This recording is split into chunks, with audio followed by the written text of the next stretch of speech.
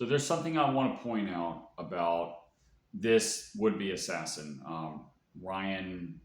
I forgot his last name, but there's something about his ideology, and this is true for all violent people, whether it be the left or the right. Today, we see a lot of violence coming from the left, and that is all of these people expect that some external authority is going to take care of them. The right, a lot of times it's religion. They think some supernatural being is going to take care of them. The left thinks the government's going to take care of them. The so-called third positionists think the state's going to take care of them, or this idea of some collectivized consciousness. These people want something from you. Okay, they don't want to leave you alone. It's been said that there's two different kinds of people: those who want to be left alone and those who won't leave you alone. All these ideologies, all these collectivized ideologies, are the kind of people that don't want to leave you alone. Normally, an individual wants to produce, wants to make their own lives better for their own sake, and then as a result, it benefits themselves and then other people as well. But what happens is that you get this idea that, or this desire to be taken care of by some external force. And if they don't get their way, like a little child, they become violent. So you look at, for example,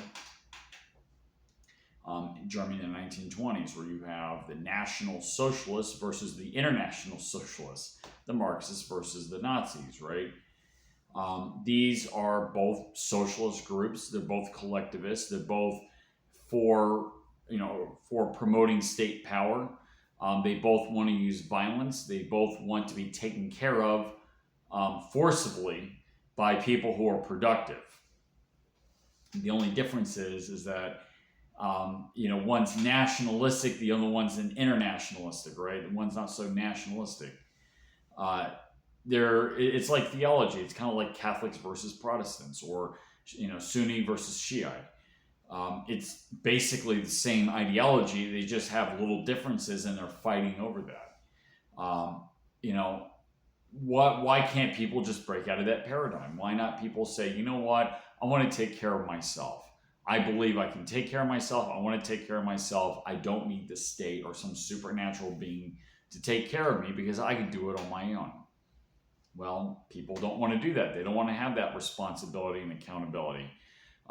Being independent requires a lot of accountability and responsibility to oneself. It's not easy, but everybody wants to default on that, it seems. And then, and the result is that these people, they get violent if they don't get their way. This collectivist guy, this Ryan Routh, that tried to assassinate Trump, well, he believed the state was going to take care of him, or some collectivized entity was going to take care of him. He believed that, obviously he was a Biden-Harris supporter, and,